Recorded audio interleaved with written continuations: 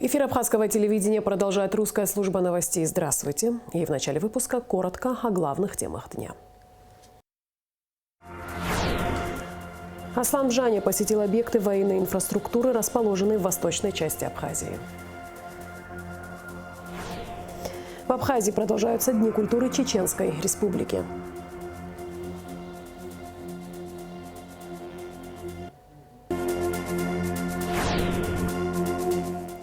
Дети, паралимпийцы по плаванию из Донбасса проходят в Сухуми спортивные сборы.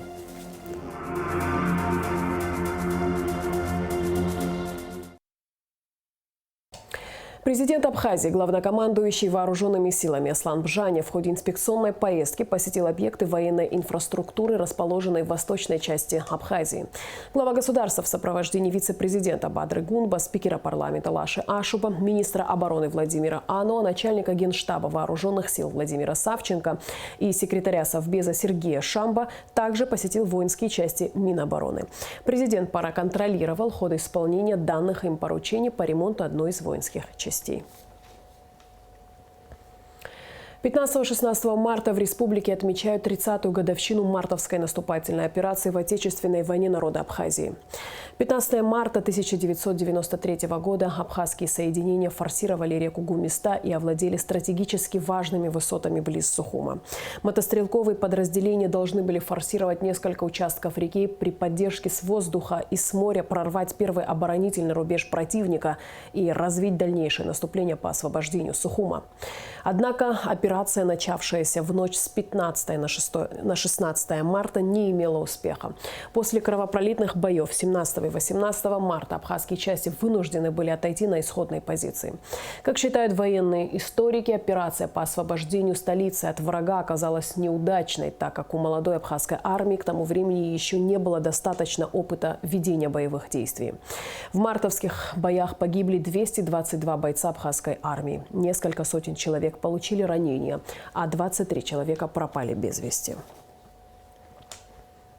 Фотовыставка «Лица 222 героев», посвященная памяти погибших воинов в мартовском наступлении Отечественной войны народа Абхазии, прошла в Государственном музее боевой славы имени Ардзинба. Также посетителям была показана кинохроника «Боль превозмогшей матери», автор, председатель Союза журналистов Руслан Хашик. В фойе Абхазского государственного драмтеатра открылась выставка фотографий известного военного фотокорреспондента Виталия Кецба. Здесь представлены 50 фотографий героев мартовского наступления. Экспозицию посетил вице-президент Бадра Гунба. После открытия фотовыставки в фойе театра Государственная хоровая капелла исполнила песни в память о погибших в ходе мартовского наступления. Затем в театре был показан спектакль «Гумистинская баллада» по пьесе Анзура Мукба, режиссер-постановщик Мадин Аркун. 16 марта по всей стране пройдут памятные мероприятия. Начнутся они в 10 часов в Парке Славы с церемонии возложения цветов к мемориалу погибшим в Отечественной войне народа Абхазии.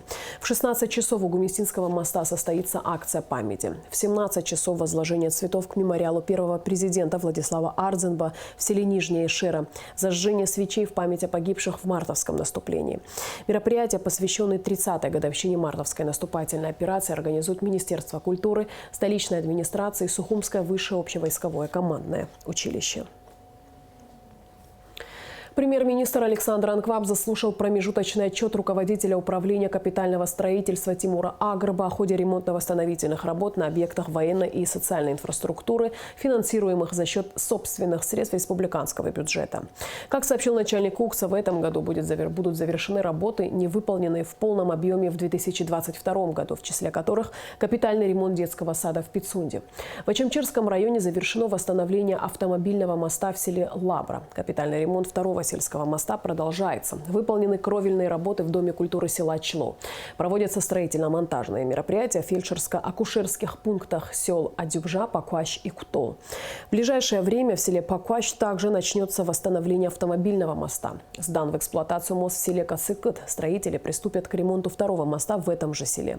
Начальник УКСа также сообщил, что намечен ремонт кровли 2 жилых квартирных домов в Ткварчале. Подрядные организации нацелены на продолжение мероприятий по берегоукреплению на реках реках Кадор и Псо, также ремонтных работ на таможенном посту Псо. Среди других важных объектов – Сухумский мемориальный пантеон, ремонт которого завершается. Премьер-министр обратил внимание руководителя УКСа на важности контроля качества проводимых работ и соблюдения сроков их выполнения. Кроме того, как подчеркнул Александр Анкваб, в рамках подготовки к курортному сезону необходимо приступить к восстановлению придорожной инфраструктуры, остановочных пунктов и санитарно-гигиенических объектов. На должность уполномоченного по правам человека в Абхазии представлены 3 кандидатуры – Гунты Джейня, Анна Скишмари и Диана Кирселян. Этот вопрос был рассмотрен на расширенном заседании парламентского комитета по государственно-правовой политике и вынесен для обсуждения на ближайшее заседание сессии парламента.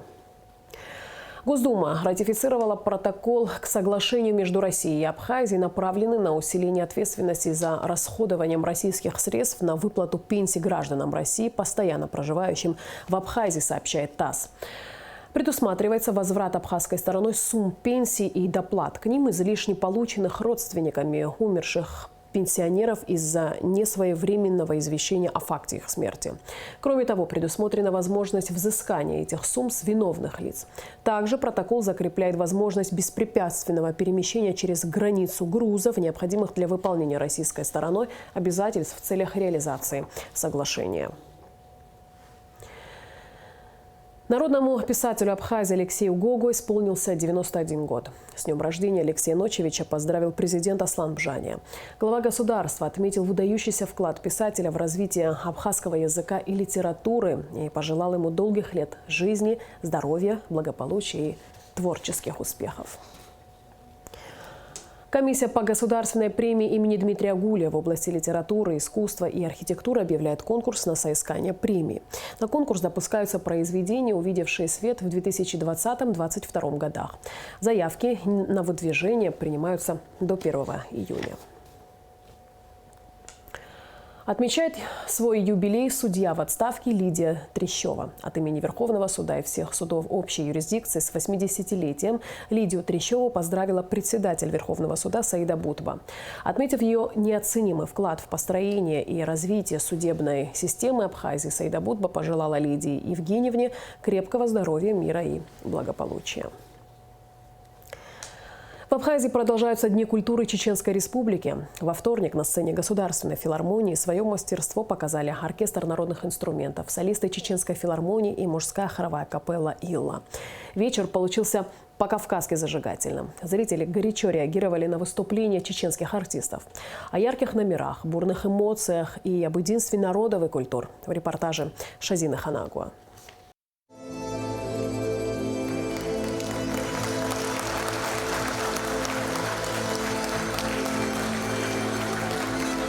Бурными аплодисментами зрители Госфилармонии встретили мастеров искусств Чеченской государственной филармонии имени Аднана Шахбулатова.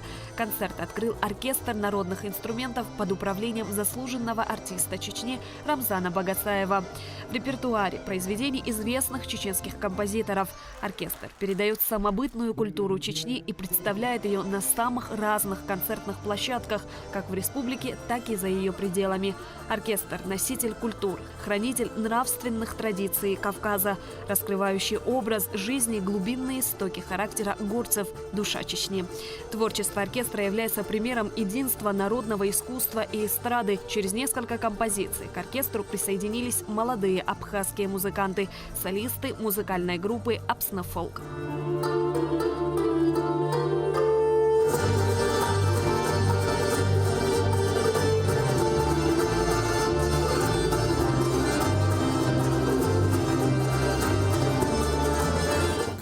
Свою национальную музыку, кавказскую музыку, нашу чеченскую народную музыку.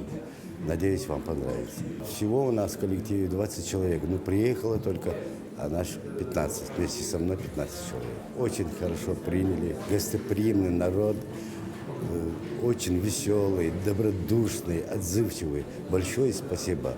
Мы очень рады, что действительно приехали сюда, в Абхазию, и познакомились с вашими достопримечательностями, с людьми. Дай Бог вам всего хорошего. Зрители концерта смогли познакомиться и услышать чеченскую национальную музыку и соприкоснуться с культурой чеченского народа. Картину дополняли фотографии города Грозного на большом экране, которые иллюстрировали успехи в экономическом развитии Чеченской Республики, а также удивительную природу. Каждый номер сопровождался бурными аплодисментами. Представители эстрады исполняли песни на родном языке. Артисты выходили на сцену в национальных костюмах.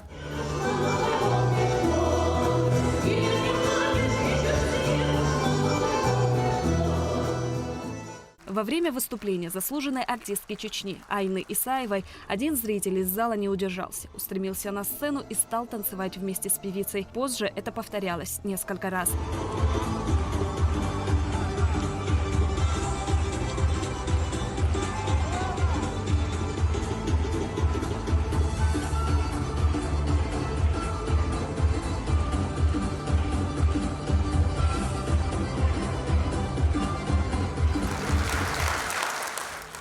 Покорила сердца зрителей и мужская хоровая капелла «Илла». Коллектив представил публике 3 номера. Разнообразная программа. В патриотическом плане, в танцевальных ритмах. Восхваляем Кавказ, вот у нас песня. Все великолепно. Народ очень хороший, отзывчивый, доброжелательный. В общем, кавказский менталитет. В общем, погода немного подудит, правда, а так все прекрасно. Организация Дней культуры Чеченской Республики в Абхазии позволит развивать дружественные отношения между двумя республиками, способствовать единению народов и культур. Выступавшие артисты высказывали слова благодарности за теплый прием и заботу, которыми их окружили в Абхазии. Нас привезли, это вот этнографический, по-моему, музей-заповедник, да, и вот если кому-то нужно приехать в Абхазию, и он попадает сюда впервые, то непосредственно нужно проехать именно через этот заповедник, потому что там мы узнали, наверное, все об Абхазии, настолько наполнились всей необходимой информацией, что мы как будто бы мы уже побывали в Абхазии ранее. С первого момента, как мы ступили на эту землю, нас очень тепло и радужно приняли, и, наверное, мы с собой это увезем и надолго-надолго оставим в памяти. Но и надеемся на совместное сотрудничество, потому что здесь мы уже с директором вашей филармонии обсудили дальнейшее сотрудничество, планы, программы, проекты, концерты. Ну, я думаю, тот узелок дружбы, который у нас уже здесь завязался, мы его уже никогда и не распутаем. Будем также тесно сотрудничать и, думаю, будем радовать наши народы. Я очень рад, что мы сегодня приехали сюда, к вам. Вот, тут будут проходить Дни литературы и искусства нашей республики. Ваши земляки увидят искусство, песни, танцы красивые, которые сегодня мы хотим вам предоставить возможность, чтобы вы видели. Вот. Ну, я думаю, что понравится. Это сближает наши отношения, сближает, как говорится, культура, музыка.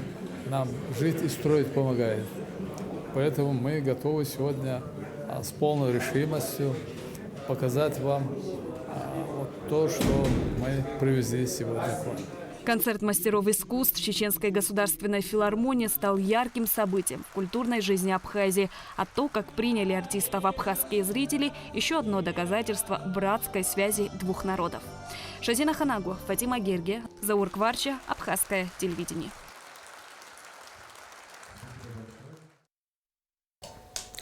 Центр стратегических исследований при президенте Абхазии провел круглый стол, посвященный проблемам демографии. Эксперты высказали мнение о сложившейся ситуации и предложили различные концепции развития демографической политики. Увеличение уровня смертности, падение показателей рождаемости, проблемы миграции. В ходе встречи спикеры обсудили множество важных тем. Можно выделить 5 угроз, которые негативно влияют на динамику народонаселения нашей страны. Первый – это уровень жизнеобеспечения. Слабый уровень медицинских услуг, в результате чего приходится возить тяжелых больных в Россию или в Грузию. Высокий уровень смертности, связанный с последствиями эпидемии COVID-19. Высокая смертность от несчастных случаев, особенно дорожно-транспортных происшествий, от которых в основном страдает титульная нация. Другой угрозой является интенсификация миграционных процессов. Во-первых, это миграция традиционно сельского населения из села в города, и принятие ими городского образа жизни, что влечет за собой резкое снижение рождаемости. Другим еще более серьезным фактором является непрекращающаяся, а последние годы, особенно в связи с ситуацией на Украине, усилившаяся миграция в Абхазию неместного населения. Положительные показатели, конечно же, демографического развития в целом способствуют оптимизированному развитию экономической и социальной сферы, а негативные тенденции могут породить комплекс проблем, вплоть до кризисного состояния общества и государства. К сожалению, современные этнодемографические процессы, ныне происходящие в Абхазии, мало изучаются. Для проведения исследований необходим официальный статистический материал. Это данные, то есть о численности населения, возрастно-половой структуры и естественного воспроизводства населения. Расширенный репортаж с круглого стола, посвященного проблемам демографии, смотрите в нашей программе 16 марта. Житель поселка Цандрепщ обвиняется в незаконном хранении, перевозке и ввозе в республику наркотического вещества в особо крупном размере. Подробности в материале пресс-службы МВД. Жителю поселка Цандрепщ Матасян Акопу Самвеловичу 2000 года рождения вменяется преступление, предусмотренное частью 3 статьей 223 пунктом Б, частью 3 статьей 224 прим. 1 Уголовного кодекса Республики Абхазия. Согласно материалам уголовного дела, вышеназванный гражданин незаконно приобрел, хранил и ввез на территорию Республики Абхазия из Российской Федерации наркотическое средство метадон в особо крупном размере, которое хранил в себе и выдал при личном досмотре в присутствии граждан, приглашенных в качестве понятых. Оперативные мероприятия реализовали сотрудники группы уголовного розыска линейного отдела милиции на железнодорожной станции Гагра, линейного управления внутренних дел на транспорте МВД Абхазии, задержав гражданина Матасян после пересечения зоны таможенного контроля на КПП ПСО.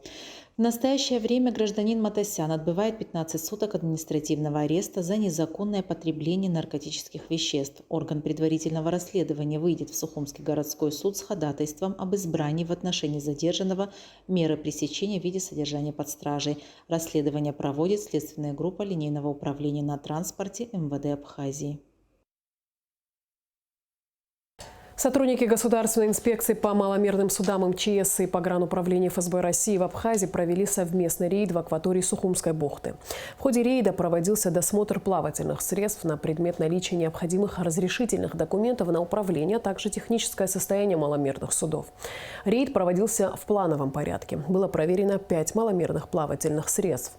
Особых нарушений не выявлено. По словам руководства ГИМ, с приближением курортного сезона интенсивность проверок в акватории республики будет наращиваться. В современном мире люди перестали удивляться растущему числу одиноких стариков, тому, что они все чаще остаются без ухода и присмотра.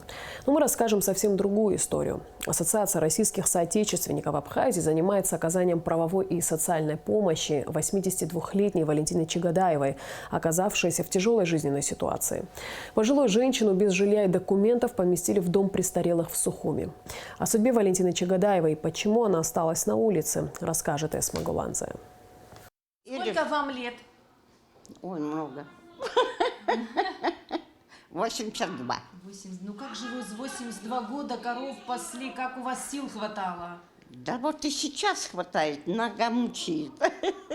Несмотря на сложные жизненные обстоятельства, Валентина Чагадаева поражает энергией и жизнелюбием. Так получилось, что женщина проживала в приграничном селе Сакен в сарае.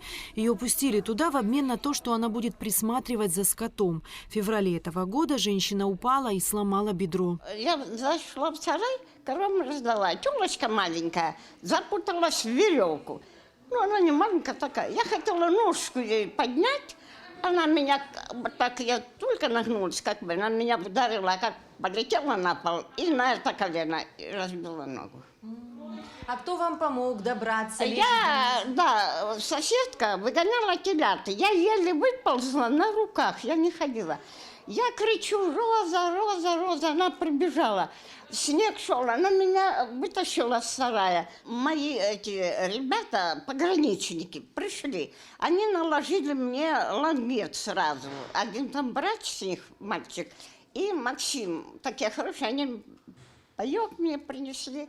Неравнодушные люди обратились в Центр правозащиты российских граждан Абхазии с просьбой помочь Валентине Федоровне.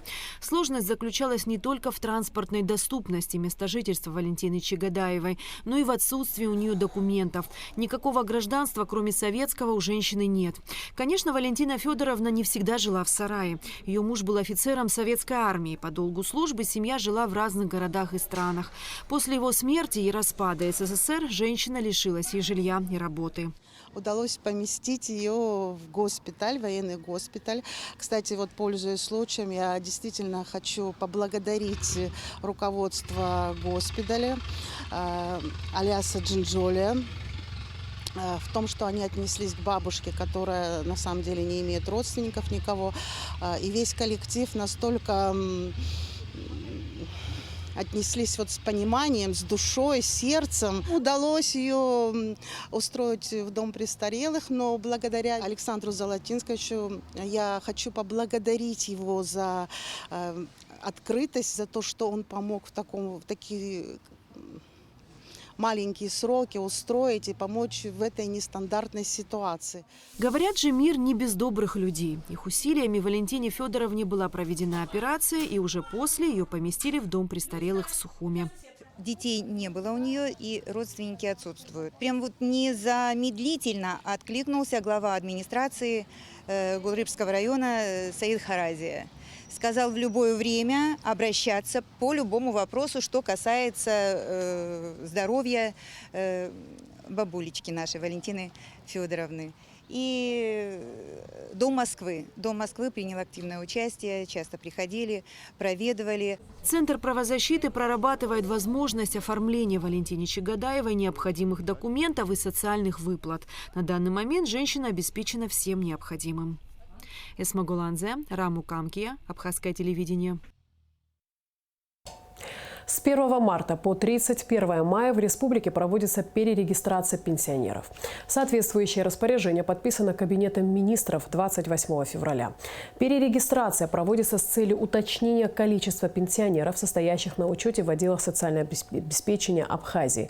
Получателям абхазской пенсии необходимо в указанные сроки явиться в отделы соцобеспечения по месту жительства с паспортом гражданина Абхазии. Лицам, которые не успеют пройти перерегистрацию вовремя, пенсия будет выплачена за 3 месяца после прохождения процедуры. Однако, если пенсионер не проходил перерегистрацию более 6 месяцев, выплаты будут отсчитываться с того момента, как он ее пройдет. Граждане, которые не пройдут перерегистрацию, будут исключены из списков на выплату пенсии. Возможности взаимодействия Абхазии и Донецка в сфере спорта и паралимпийских игр обсудили в Ассоциации инвасодействия. В эти дни в нашей стране проходят спортивные сборы детей, участников паралимпийских игр из Донбасса. Приезд юных спортсменов стал возможен благодаря поддержке Абхазского союза туризма и торгово-промышленной палаты. Кроме оздоровительно-тренировочных мероприятий, для гостей также организованы различные экскурсии. Лаура Капш расскажет подробнее. В прошлом году в Абхазский союз туризма поступило письмо от Донецкой общественной организации «Дельфины» с просьбой вывести их подопечных на отдых и реабилитацию. Естественно, Абхазский союз туризма на это отреагировал сразу же.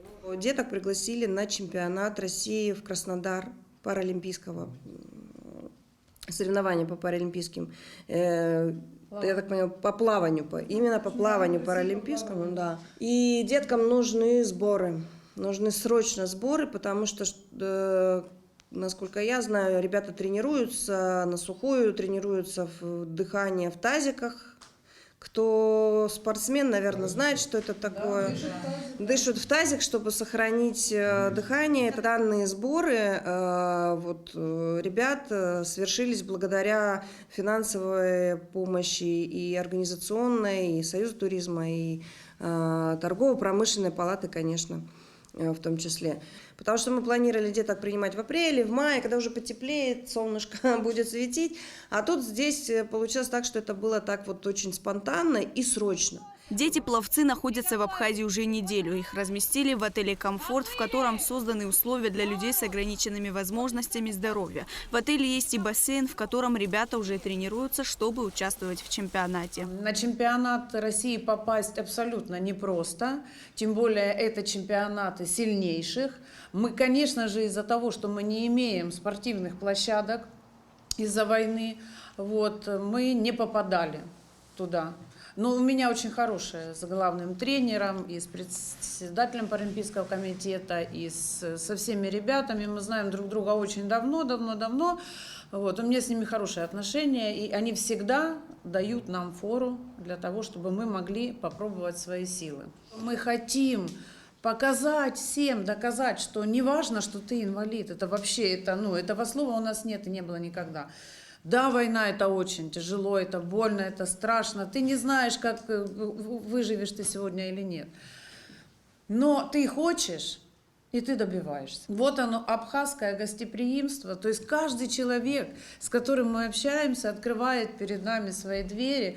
Что нужно, Тамила Валерьевна, что нужно? Давайте, какие вопросы, какие проблемы? Ничего не нужно. Просто дружить, обменяться контактами и дальше продолжать сотрудничать Абхазии и Донецкой Народной Республики. Это то, что нам очень необходимо. На встрече обсудили возможности дальнейшего взаимодействия в сфере спорта и Паралимпийских игр. Советник президента ТПП Вячеслав Цукба отметил, что торгово-промышленная палата рада содействовать подобным инициативам и подчеркнул, что в эти тяжелые времена надо быть рядом с друзьями и оказывать им всевозможную поддержку. Стоит отметить, что помимо оздоровительно-тренировочных мероприятий для гостей из Донбасса также организованы экскурсии и походы в театр. Лаура Капш, Алексей Баструков, Абхазское телевидение. И в конце выпуска хорошая весть из Италии. Недавно стало известно, что найденные в итальянских архивах материалы подтверждают версию о том, что матерью Леонардо да Винчи была черкешенка. Таким образом, гипотеза нашего соотечественника, профессора Вячеслава Чирикба, нашла подтверждение. Напомним, несколько лет назад он издал книгу исследований, в которой обосновал мнение, что мама великого ученого и художника эпохи Возрождения могла иметь кавказское происхождение. Загадка Катерины, кем была мать Леонардо да Винчи. То, что мать итальянского мастера эпохи Возрождения была черкешенка, утверждает итальянский писатель и профессор литературы Карло Веччи. Ученый обнаружил в Государственном архиве Флоренции документ об освобождении женщины, который был подписан в ноябре 1452 года, спустя примерно полгода после рождения Леонардо. В нотариальном акте говорится, что она была дочерью черкесского князя по имени Якоб. И в завершении выпуска информация о погоде. По сообщению Гидрометцентра, в четверг, 16 марта, на территории Абхазии ожидается переменная облачность, без осадков, местами туман. Температура воздуха ночью плюс 7-12, днем 15-20 тепла. Температура морской воды плюс 10.